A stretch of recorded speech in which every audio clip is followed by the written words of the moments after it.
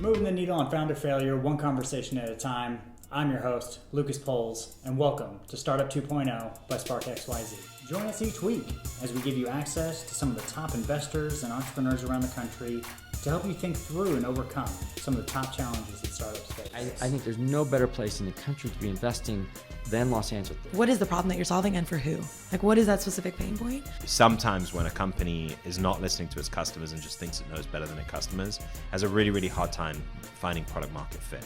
I want to see somebody that isn't going to stop. You know, this person, you just feel like they're gonna make it work.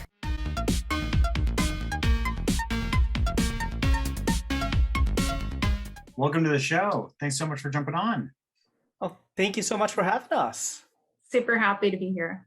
So again, appreciate you taking your time to jump on Startup 2.0. I guess the best way to start is to introduce yourselves and tell us a little bit more about you. Sure. Tanya, why don't you take it away? Sure. I'm Tanya Mulligan, and I have many roles in the startup ecosystem here in Los Angeles. First of all, I teach at USC, a UI UX class since 2013, which has been super fun to really see students and how that's been evolving. And now I'm starting a venture firm called Steamwork Ventures, which is super exciting to be crossing over into that land. But way back when I was a founder myself and have been doing consulting for startups for basically the last 12 years, as well as mentoring in the community through several programs like Techstars Anywhere, actually Social Venture Partners Los Angeles, because I love my nonprofits as well. That was a really fun gig for a while. And now Founders Boost LA. Awesome. Appreciate it, Arvin. Hey, my name is Orphan Murthy. Academically, my background is actually in urban planning, intelligent transportation, smarter cities. I would say almost a decade ago, I decided to make that jump while sitting in a city, New York, just thinking about traffic patterns and global real estate. I was actually sitting with a cup of coffee, and it kind of hit me, you know what, I should start an artisanal coffee company. Came back to Southern California, and I launched my first startup called Bear State Coffee back in 2013. It was my first foray into direct-to-consumer e-commerce. From that launch, I got the full gamut of what the startup and LA ecosystems were all about. And the one thing that really stuck with me throughout all of my ventures, throughout everything I've done since the beginning, since 2012, is if you pay it forward, if you help other people, it'll really come back in spades. I had so many super qualified, amazing individuals just go out of their way to really help me. And it kind of baffled me at first. I was like, you know, I'm a nobody, started trying to hawk coffee beans online. Why are you helping me? Why, you know, what's the catch here? Are you going to send me an invoice for all your help and mentorship and, you know, connecting me to all these people on Tand Hill Road? You know, what's the catch? Like, you know, when is Ashton Kutcher going to jump out with his camera crew and punk me? And it never happened. And since then, I've been basically swinging from, you know, a big project to big project. I have, just like Tanya, a set of complementary skills that's kind of lend themselves to helping others out, mentoring. Her and I came together at the beginning of 2020. She is the co-director of Startup Boost here in LA. I was a mentor, and earlier in 2021, this year, Tanya wrote me into the crew, and now we're here together. Yes. Awesome. And that's something that's very true as well. I don't know if it's true in other ecosystems outside of like LA. Like, I'm not sure it's probably the same in the Valley, but everyone definitely tries to help each other because of how tough the entrepreneurship kind of road is. So that's really interesting. Not to get off track, but when I first moved out here in 2007, also from New York, there were very, very few VC funded startups here. Maybe, I don't know, 3, and I worked for one of them, which was a very strange experience in LA. And the vibe was completely, you need to move to the Bay in order to build a company, 100%. Yeah. No, Like very few people attempted it at that time. No, Tanya, And now I look think at it. your timing was a little bit too early.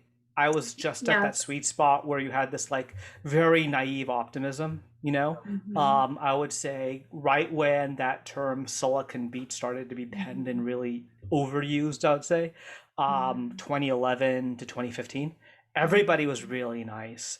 Yeah. Everybody was super open, and now we're a mature ecosystem, right? It took Mhm. Silicon Valley 30 years to get there.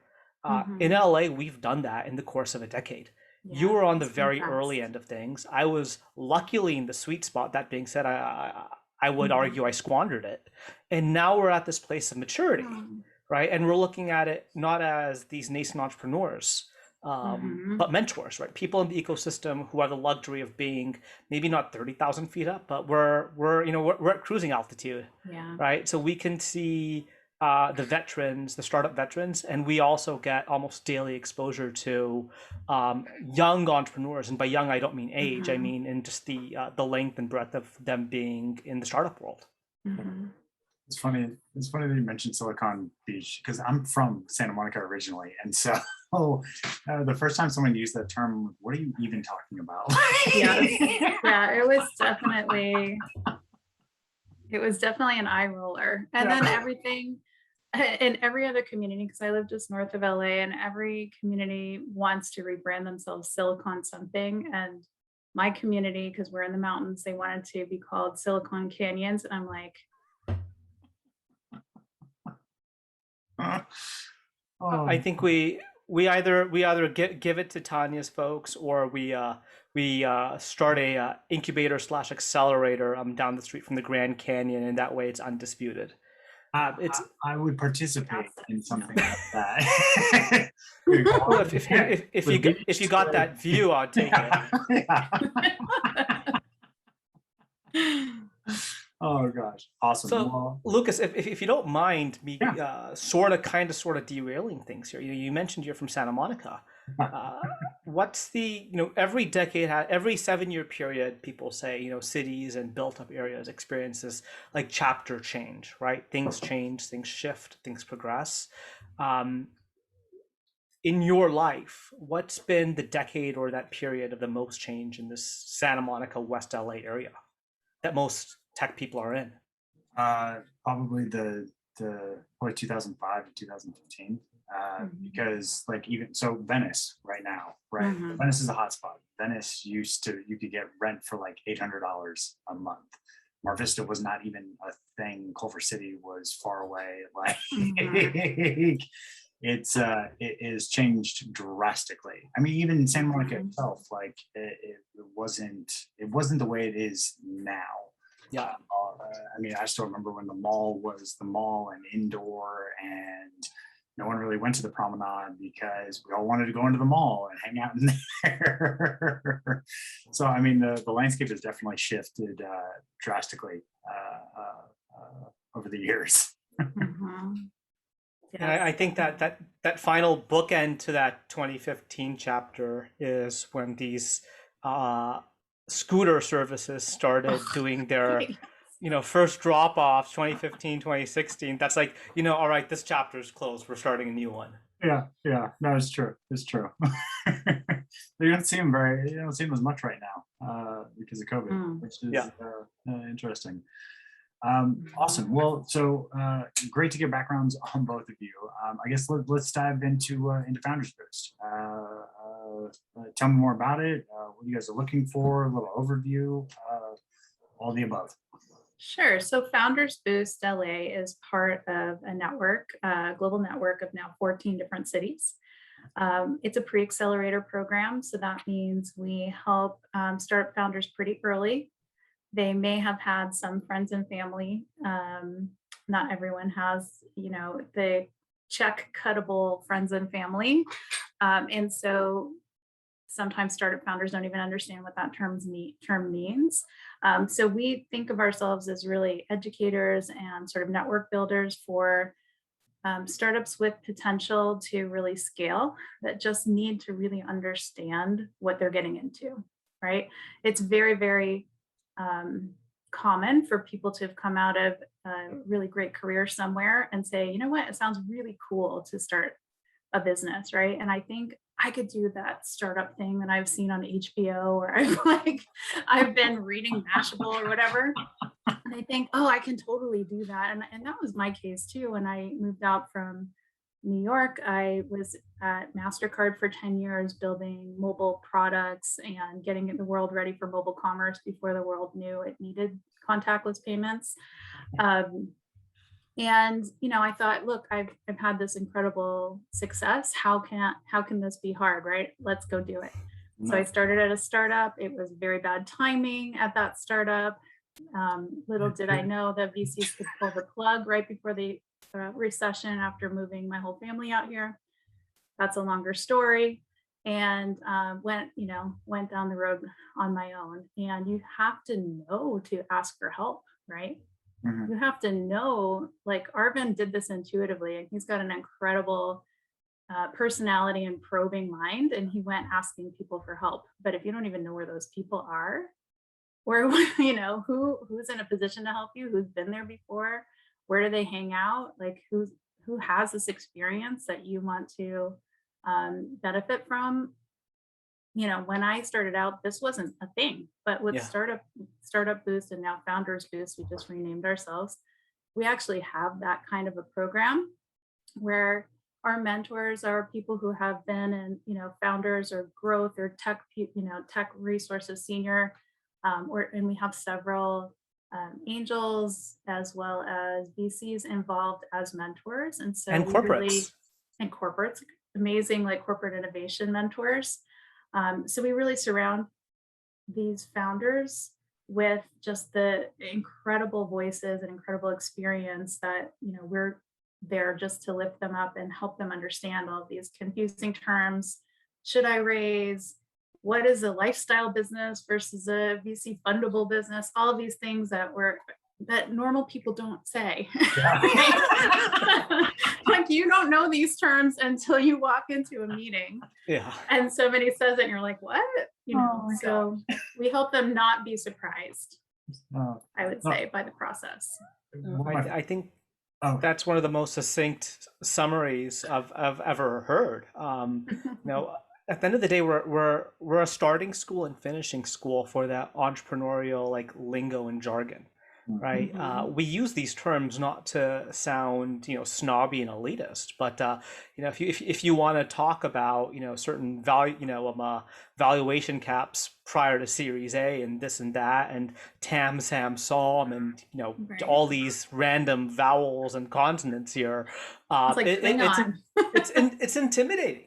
Yeah. Right. And if you have a person who just has a good idea, hey, I'm very frustrated with finding an auto mechanic. I want to create the Angie's list of finding an indie car shop. Yeah. Right. I've Googled how to create an app and I've spent some time doing it. That's where the work and effort should be put. It shouldn't be put into becoming basically a YouTube venture capitalist where you have to learn all this lingo. That's where we come in. It's basically just guiding you really quick, giving you just enough to be dangerous, but also just enough to really protect yourself, right? Because once you do have something, once you are ready for the accelerators or the angels who actually can write the larger checks, right? They expect a certain intuitiveness. We want to make sure that you have that intuitiveness, right? You're not giving away your entire company for a song. Right. That's our biggest fear.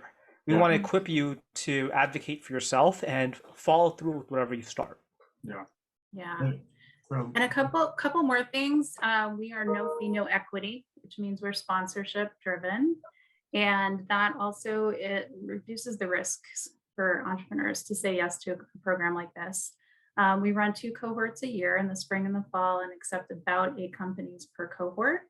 So that means we're turning out 16 high quality, investable, ready, with great pitches. I mean, our demo day is legendary. You have to check it out if you haven't had a chance. And these companies are doing quite well. I mean, last spring's cohort, I just have to brag a little. We had out of the 8, 3 tech stars. Let's see. Oh yeah, an acquisition within a year. Unbelievable. Nice. And several funding events as well just for those 8 companies. So it's pretty remarkable what can happen when you pick companies that just really need a little bit of guidance.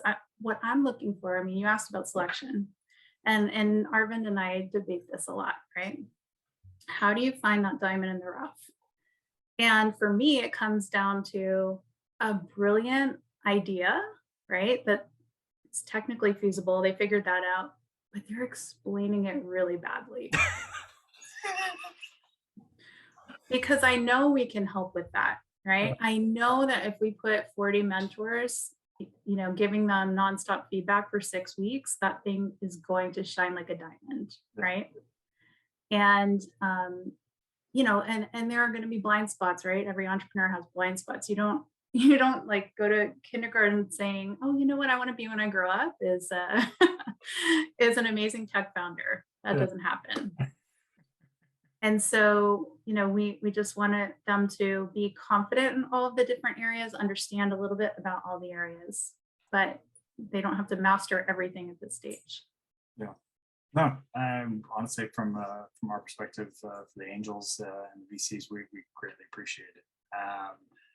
The couple of things that you guys touched on, like network to me is a very big driving factor, especially because at early stage investment, a lot of the time it's fortunately or unfortunately still who you know. And so being able to help broaden that, I think it's a really big deal. And then mentorship. And so some people might not know how to ask for help, but some people might ask for help with the wrong people who might not know necessarily the ecosystem. And so having more qualified mentors who work in the ecosystem, I think is very, very valuable from that perspective, because you might get, you will still probably get differing answers depending on who you end up talking to, but the right answer will be in there versus if you talk to someone outside of our space, they have no idea what we do or kind of what's involved in the actual ecosystem. So it's definitely something that I find very valuable. And vice versa too, right? There'll be plenty of mentors that know how to deliver the right information and advice to entrepreneurs and startups, and may totally falter with other entrepreneurs and startups. This past cohort, and I say this with a lot of pride. I know Tanya and I both do, but this past cohort was our first one where we had a equal balance between male and female founded companies. Nice. Most of our mentors, I would say, it was around 75% male, 25% female. And that's usually matched our makeup of our cohorts. This time around, it didn't. And we wanted to really have that balance. We wanted to find mentors with that background who could really speak to the unique attributes to, picking up 2 kids from school as a mom, making sure kids are taken care of, and then you get to work on your deck, right? And just having the right people to really deliver that message is also really important. It's not only the message itself, it's how it's delivered. Right, so we're constantly looking for those right people because that message is also changing. Right, we're noticing this with the younger demographics, with the Zoomers. Right, our interactions with them are different. There's a different energy. There's a different type of way they approach problems. So we want to make sure our mentor class is also getting younger and younger and younger. It's dynamic. It's really exciting to watch things ebb and flow. Yeah.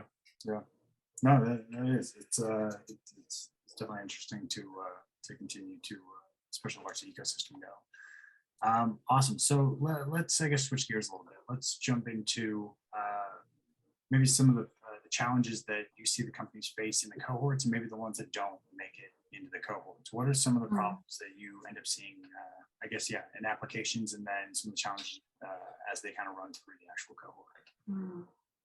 I think we've seen everything, a lot of everything, Tanya. Are there any, without naming names, are there any specific, maybe each of us can give like a little case, which might help and shed light on, those certain problems? I would say we're super fortunate because in LA, we get hundreds of applications, and most of them are extremely great, right? There's not getting accepted into a program like this does not mean that your startup isn't worthy of support. So first, that's the first thing. I would say that where people struggle is maybe it's very more common idea, right? It's not differentiated, and so really coming up with a strong idea that's different than how it's being done in other places is probably the number one thing. If we've seen the same thing over and over again, we might be less likely to take it. What do you think, Arvind? What I've noticed and what's really stuck out to me is, or especially after the cohort, right? It's if we work with the company in March 2020, those calls typically come to us a year later, a couple months down the line, right? And I've noticed, I get everything, right? So I'll have companies saying, hey, I have 3 offers in front of me. How do I evaluate which one is the best? Or we're being acquired by a publicly listed companies. Should we go for all cash, all stock, or a hybrid, right? Like those are real problems, but they're problems associated with success, right? And then I'll also have companies basically saying, I got $18 in my Silicon Valley Bank checking account.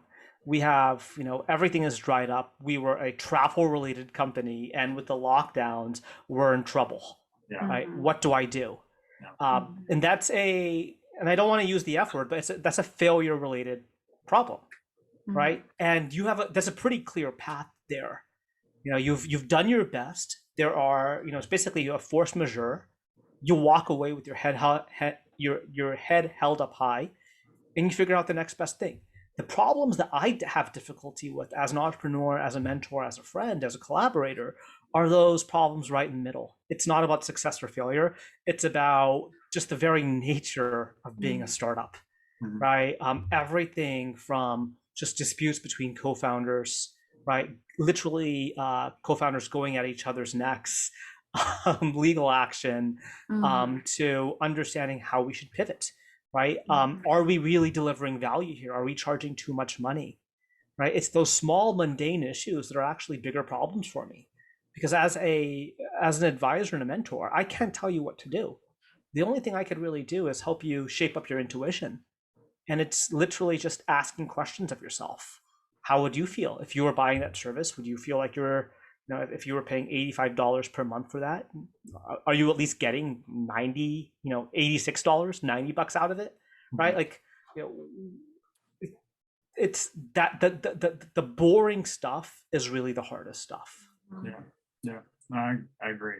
So you touched on co-founder challenges. So what are some of the typical team challenges that you see founders kind of run into? And maybe let's give an example, maybe one that you run into, and then maybe one, maybe how they ended up solving it going forward, if you have any top of head. So I'll take that then. I think there's probably a connectivity issue, but the top of the head one for me is a case where there wasn't issues, right? It was basically what the best practices were. It was 2 founders. One was the CEO. One was like the VP of outreach and business development. But the public face of the company was not the CEO. It was that VP, right? It was that person who was always talking, always interacting, always getting to know people. Right? Typically, the CEO is there's always some aspect of ego involved, right? But they had such well-defined roles. They knew their lanes, and for a lot of teams, what they try to do is, let's be nice to each other. Let's all overlap, right? That's never a good idea. And usually, when I see a lot of overlapping, I can anticipate issues. The teams, and this is just from my observation, the teams have done really well, and you don't have those founder issues, are ones where the roles are clearly defined. Sure, there could be some redundancies, right? Sometimes somebody's internet goes out and you need to cover for them, or so you need to go to an event or talk to a VC. Sure, but the teams that have those very clearly defined roles, where you know who to talk to, where you know who's going to give you the answer, right? Those are the teams that avoid those issues altogether. The teams where you want to be nice and lovey-dovey and say, oh, we're all a family. Oh, it's super flat. We have no issues. I've noticed, and this is just me, I've noticed those are the ones where there might be a potential for issues later on down the line. So it's interesting that you give that scenario. So 100% agree with roles and being able to kind of develop the hierarchy within the actual organization, because I think it's something that they don't do really enough for a lot of the startups that I see. But for that specific scenario, like the VP of product is going out and doing all the talking and meeting with everyone. I feel like I've always felt it like strange if the VP of product is coming to pitch to investors, because my first thought is like, where's the CEO? Why is this person not the actual CEO? And is there going to be conflict with that later on? Because the person that's out here selling is not the one that's supposed to be out here selling right now. The CEO needs to come prepared to pitch. That's my view. And it can be a signal of something wrong if that isn't the person who's doing the first, say, isn't fundraising, first of all, because you need to be the one fundraising. And the second one is they need to be out selling, because they need to understand the customer problem so deeply. So they should be out there, doing the first 10, 100,000 sales. Yeah. I really like that from a UI perspective too, because it's really diving in deep into your own product and finding, because if you're not interacting with the customers the way that the person that is selling is, you're right, you don't understand the product at all, because you might have an idea of what's actually happening, but until you actually watch people play with it and find what their hot buttons are and kind of run through, you're like, oh my god, I didn't think about this. Like that wasn't even in my spectrum. Like, oh, okay, I need to shift a little bit more here, because I'm hearing the exact same thing from customers continuously. So I think it's a very, very good point. So imagine a CEO now who hasn't sold, right? Who wants somebody else to do that. So in terms of product development and the empathetic, iteration of that product, they're totally disconnected. Yeah. So their vision goes one direction, and the person responsible for the product or even just running the organization is a totally different direction. And that's where you have the issues, right? We've met plenty of, at the stage where we're interacting with companies, everybody is an absolute pleasure to work with. And, I've said many times, oh, there's no way those two founders would ever be at each other's throat. And then I'll get the news from Tanya. Yeah. Lawsuits are being thrown around left and right. And I'm just floored. I'm like, how is it possible? They're just great people to be around, intrepid entrepreneurs. And then you kind of autopsy it. You're like, okay, yeah, I didn't know who did what. That makes perfect sense now. They've basically had the concept and then diverged, and I can understand why they're at each other's throat. Each one feels ownership over the product and company more than the other one. And that's where the issues kind of arise from.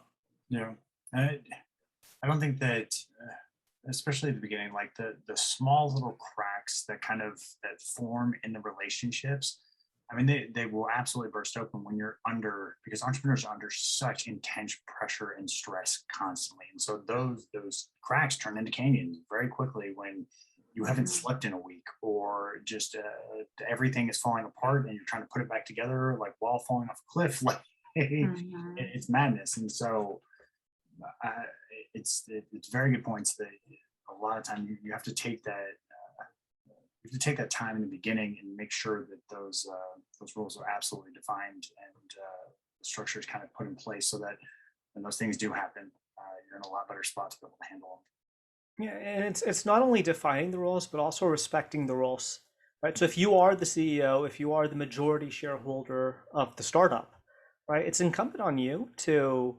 basically step up as a leader as well and acknowledge those who you're working with who might not have as big of a share as you do. Right? Pay for their cup of coffee every once in a while. I know everybody's cash strapped, but these small things really help, right? And sometimes we're so busy and we're so stressed, like you mentioned, being an entrepreneur, we forget to be human sometimes, right? So, and that's one thing I love about our program and our format. It's a 6-week program, right? So it's not super intensive. It's 6 weeks every Tuesday night from 6 to 9 p.m., right? So it's a 3-hour love fest. That's what I call it. 3 hours of fun, right? And it's a place where there's no pressure, It's a venue where usually around week 2 or 3, you realize I could be a human being here. Right? I can be with other people who know my pain and pressure, and I really don't need to put a show on for the mentors. They really want to see who I am and what my real issues are. And the more I get real with them, the more positive results I have. So it's self-reinforcing. And by the time we're at week 7, which is like our unofficial week of practicing for the pitches, it is night and day. Going from what Tanya and I and our team interview 2 months before, just prior to demo day, I have to pinch myself to realize this is real, right? We've gone this far, and it's not us. We're facilitators, right? We are not the people doing their decks. We are not the people telling them what to say. We just facilitate it. You know, we turn on our cameras and mics. Right? We're not doing the work. But to see that journey is absolutely amazing.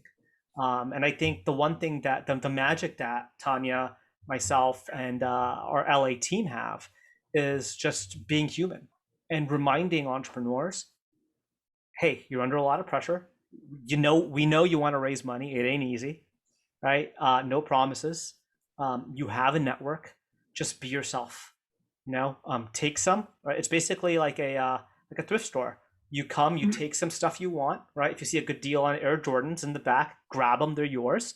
But bring some stuff too, right? Bring that old bread maker, put it in the corner, somebody else might want it. So you give some, but you also get some. Yeah. One of our questions, when we interview our companies, we'll have, maybe a dozen or 2 dozen companies that we'll do our final interviews with. And one thing we'll ask them is, as we put this cohort together, a cohort of 6 to 8 companies, it's holistic. We want to know how you fit in, what you are keen on learning and taking away with you, but what skills, what can you share back with the group, right? If you're one of 8, what mark can you make on everybody else, right? And that's actually the most telling question, and for all the prospect companies watching this, right? That's the one to practice for.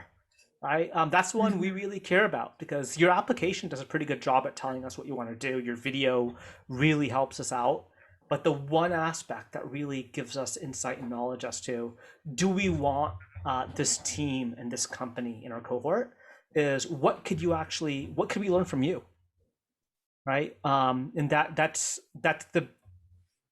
the crux of what really informs our decision making. It's how do they all fit together? So how do we have these 8 contributors, right? What do they take from each other, and what can they give to one another? Yeah. No, It's always a hard decision, though. Always a hard decision to whittle it down, and lots of like trading and voting and debating, and so everybody deserves a shot. And I do hope that even if somebody gets a no from us, that they realize that they're part of something bigger, and that there's a shot for them somewhere. So many of the companies that we've said no to have gone on to great things as well. So we want everybody to keep trying, but definitely apply, and our applications are open. So we hope to see some really cool companies in the fall. Definitely. So what are some of the areas that you're excited about maybe right now? I don't know, AI, industries and sectors. Industry sectors. Oh gosh. Well, I'm just a fintech lady from way back when, right?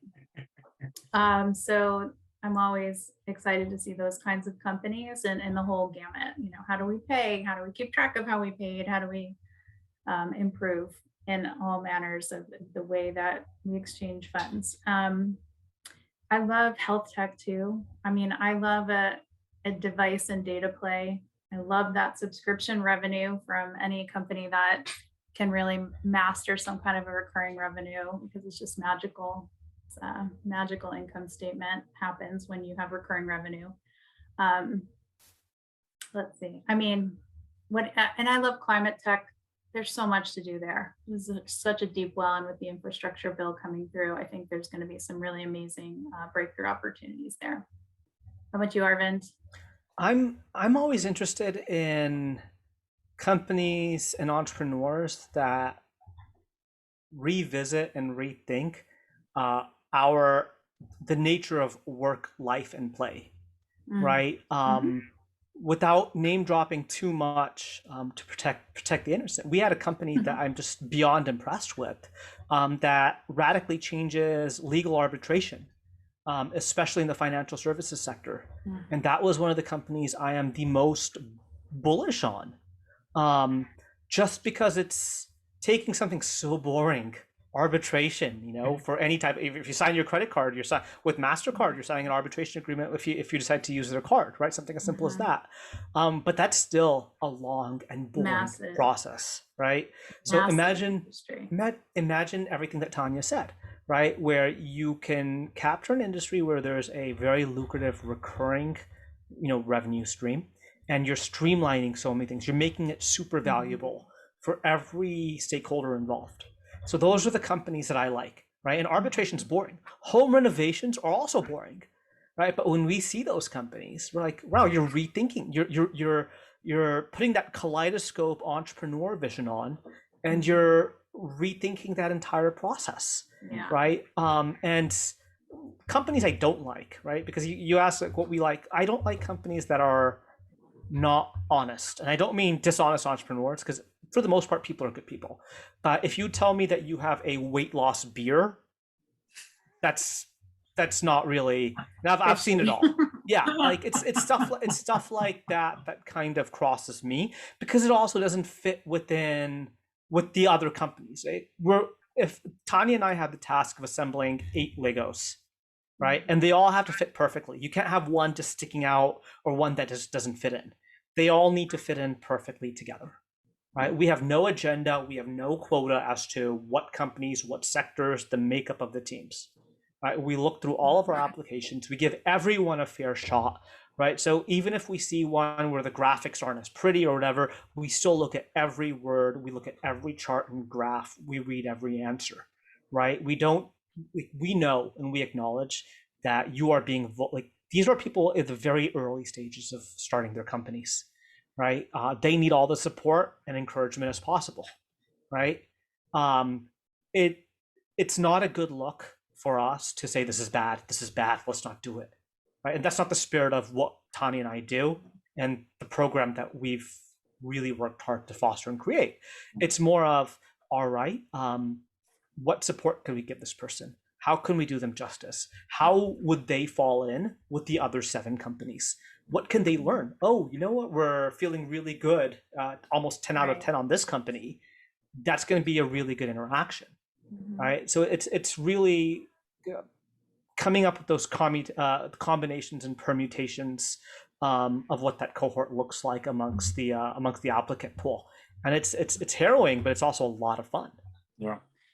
Wait, one more thing we think about is, can we find the right mentors for this company? Because if it's super specialized, then we have to go outside our mentor pool and really find some people that can truly support them.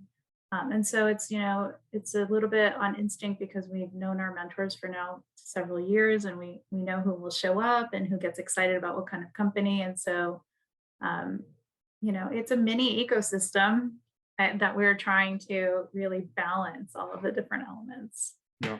So it's fascinating to make that selection. Now I'm just dreaming, what are we going to find in this cohort? Like, what's waiting for us inside our Spark application? I think that's my favorite thing, is when you go through and get to see what everyone's kind of working on, and the exciting takes on different problems and the different angles that people are coming at, maybe even the same problem. It's like, oh wow, radically different from A to B, but both have the potential to work. It's very interesting. Definitely an interesting time. Yeah, somebody asked me, when you go through your applications, is it like panning for gold? I was like, no, absolutely. Well, no? I would argue no, because with panning for gold, right? Statistically, most of the stuff you look at is not going to be gold, right? At least when I look at these, almost everything has the potential to be gold, right? It's just finding those flecks and specks that work together, right? So you have 8 pieces of gold that just fit together nicely. That is the cohort. Every company has that, has their opportunity and time and space to be exactly what they need to be. Sometimes the timing doesn't work out. Sometimes the mentors don't work out. Sometimes the other companies, it just doesn't work out. Maybe we interview you and you have a bad interview day, and you totally freeze up when we ask you what can you offer the program. Life happens. That's the real motto of Startup Boost with our mentors and companies, and even amongst ourselves, Tanya and I. Life happens. Yeah. Right? Sometimes our internet is a little bit slow. Sometimes our hair is a little bit too long. Sometimes we have family just saying, "Hey, where's dinner? I can't find it in the fridge," while we're on a video call. Right? We get that. There is no hoity-toityness here. And for all of our entrepreneurs, at the end of the day, you're here to create something, right? You're here to do something cool, and you're opening yourself up and you're exposing yourself. The one thing that we owe you is that positivity, right? Like I would have never told somebody that had a bad idea.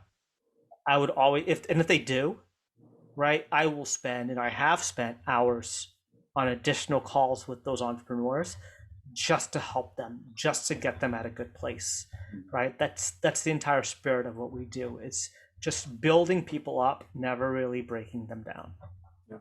No, that's great. As we wrap up, what final thoughts maybe do you have for people applying for the program, or people thinking about applying for the program?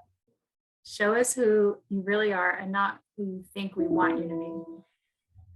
How about that? Tanya, I absolutely love that, Tanya. I'm going to be going forward. I'll be stealing that from you. So if you hear that again, Good. It's wholesale plagiarism. I'm glad Spectrum cooperated. Well, if they didn't, I would have just ripped your audio and said it myself. I like that. The message I would give to any applicants and mentors. We've had people apply who are literally still in their dorm rooms in college, who don't know that much about the business world, and are in our cohort. And they've done great. Beyond great, Beyond fantastically great. I mean, great. we've literally seen people's roommates sleeping in the background. Yeah. The whole And we've also amazing. had a lot of people who are moms of teenage daughters and teenage sons, people who've put in their 25 years in business, people who are former, not former, but active angels and investors, big shots, right? So it really doesn't matter who you are, right? In the sense of been there, done that, or I'm so green and new. Come as, like Tanya said, come as you are, right? In the words of Nirvana, come as you are. Show now us I who you sing. Great. show us who you really are, and also tell us who you want to be. Yeah. Right? We understand that those may be two very different things. Open up to us, share with us what your plans are for your journey. And if you don't know, that's totally okay as well. Like we say, life happens, and we'll share with you too. So it's not a two-way street. You better be prepared to listen to what Tanya and I have cooking up as well. I want to encourage anybody who's thinking, well, okay, somebody else is going to get into that program because I'm XYZ, whatever their self-perception is, right? Whatever background they think they're from that isn't eligible. All of that is not true. 80 to 100% of our founders have some underrepresented founder on their founding team. Doesn't necessarily need to be the CEO, and we're not selecting for that specifically. It's just how it happens. And so we love that. We absolutely want to find founders and support founders who may not have had access to all of the resources that have been easier for other people to find. So don't count yourself out just because you think whatever those nasty, awful thoughts are in your mind about how you don't belong to this group, but you do.